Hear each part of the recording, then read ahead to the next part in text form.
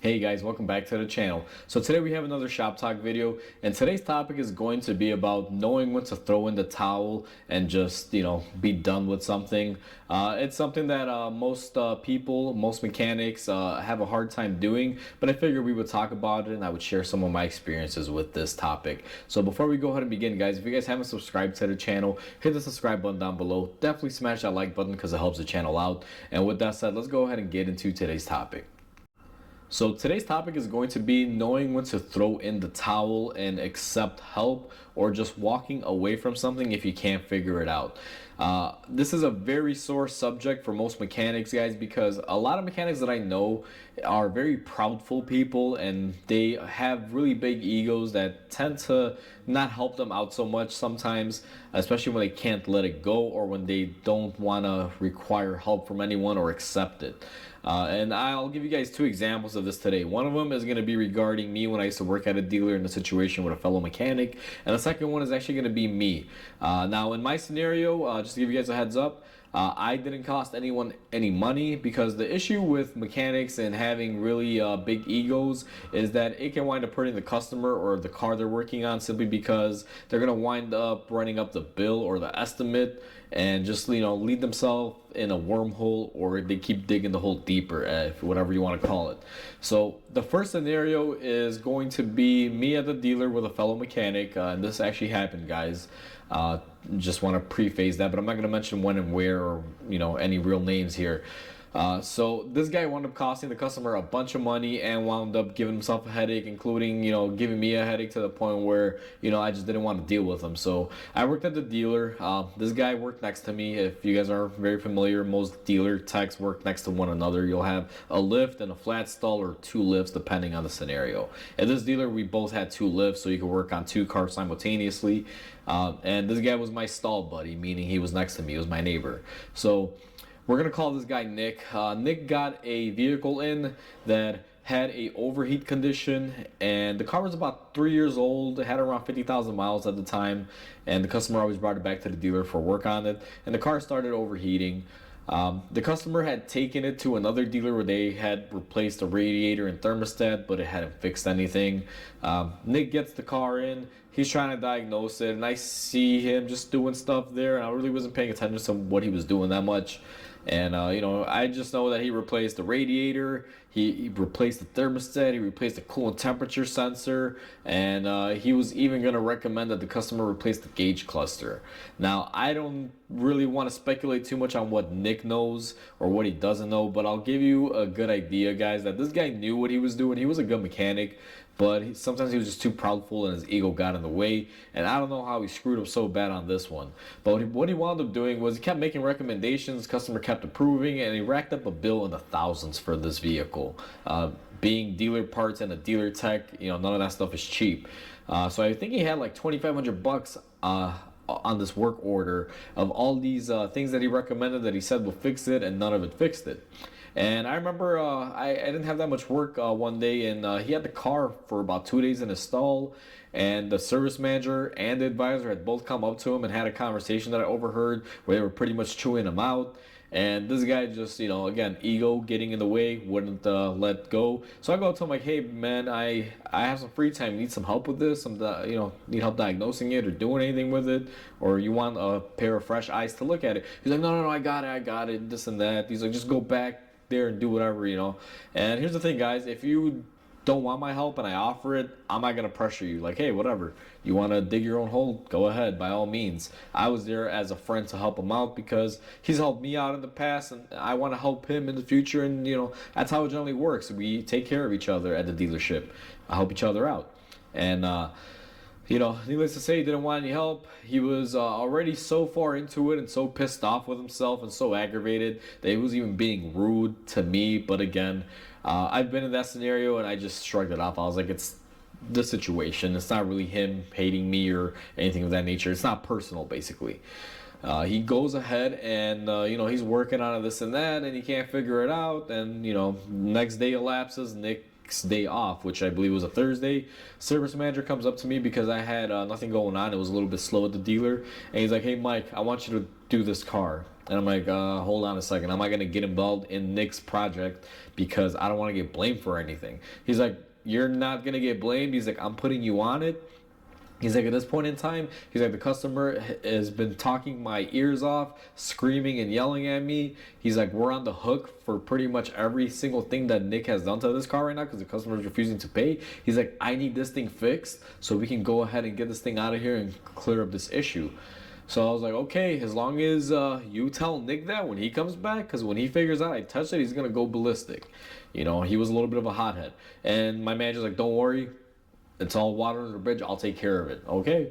So I go ahead and I just do some testing. I test out my sensors. I test out my wiring, my electrical, making sure that the fan was working, the sensors had correct wiring, they were reading correctly, making sure that my gauge cluster had correct information feeding into it, making sure the computer was making relative information correct based on the data, and all that stuff checked out.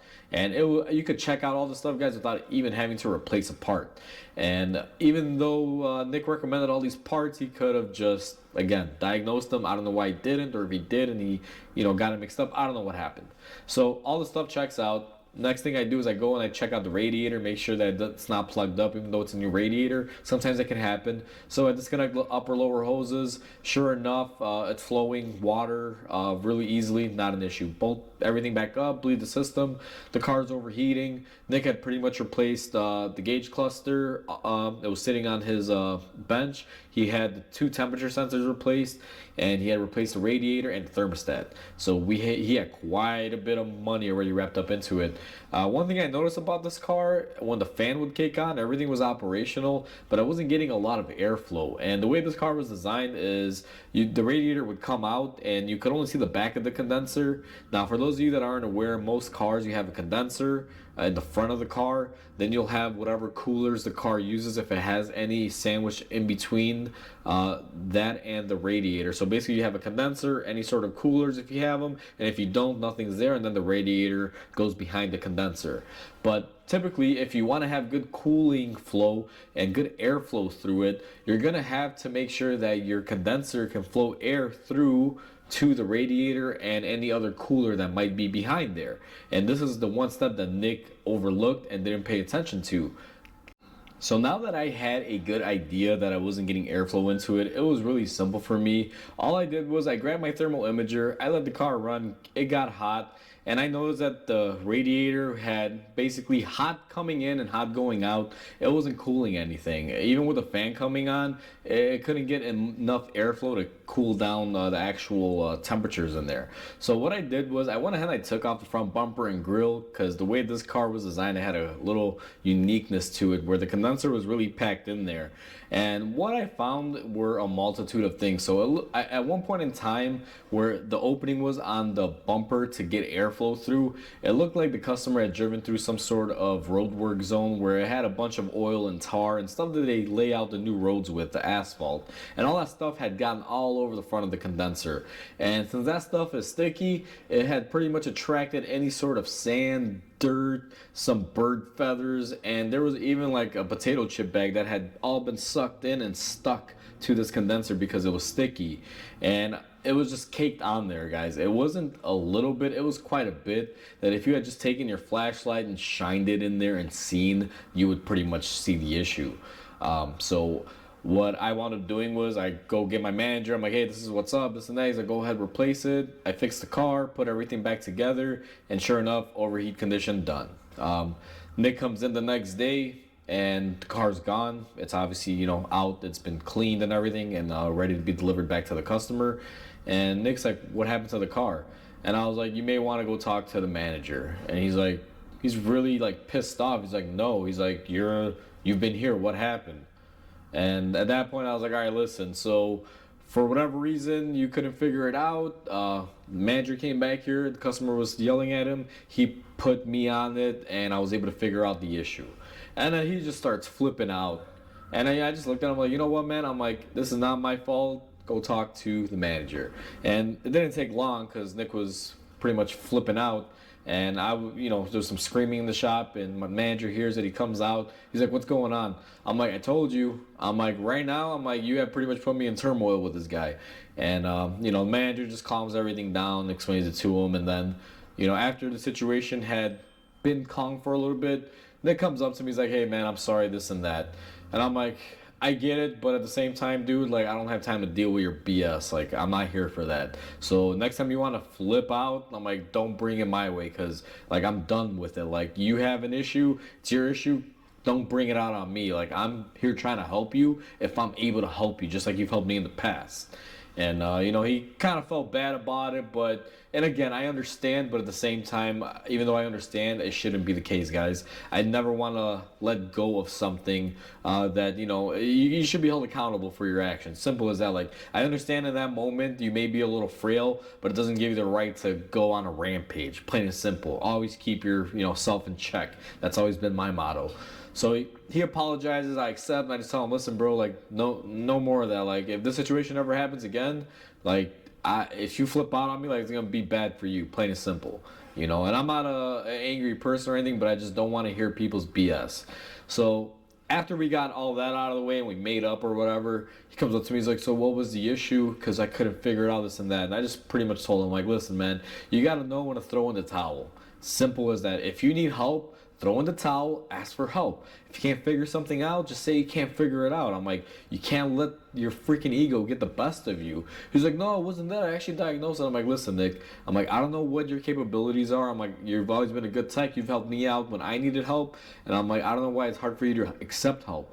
I'm like, "If you had just taken 2 minutes to understand that the car was being blocked and there was no air flowing through the radiator, you would have known what the issue was." He's like, "But the fan was coming on and there was some air coming out." I'm like, "It was some air and it was working. Everything was fine, but it wasn't flowing enough to keep it cool." I'm like, "You were flowing only on the very top of the radiator, nowhere in the middle or the bottom where the actual heat is." And I showed him the pictures that I had taken of the condenser all clogged up and all the stuff stuck to it. And he's like, "Oh, crap." And I was like, "Thank you. Exactly."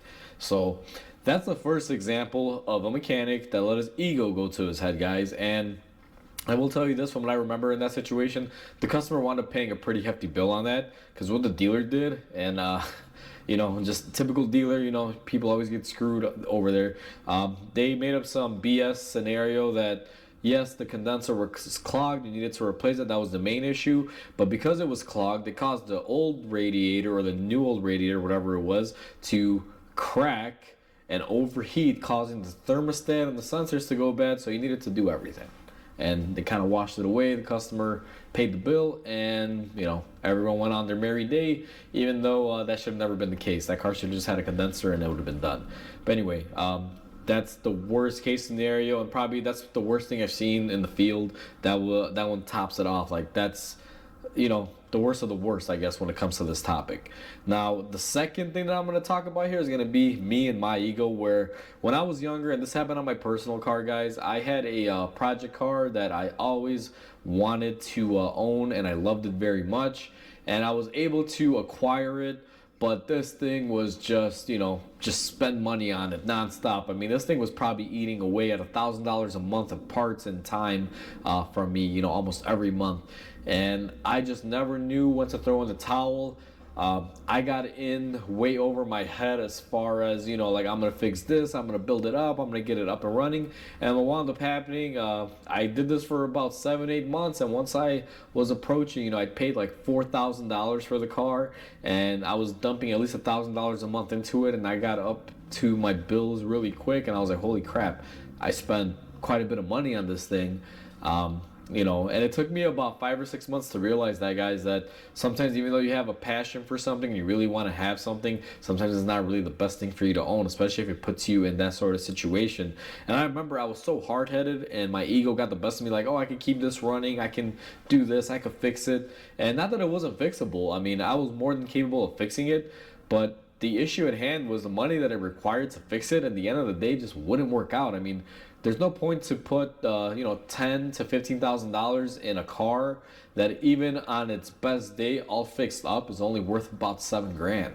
And you know, I kind of let my ego get the best of me on that because I really wanted to own this thing and I really loved it.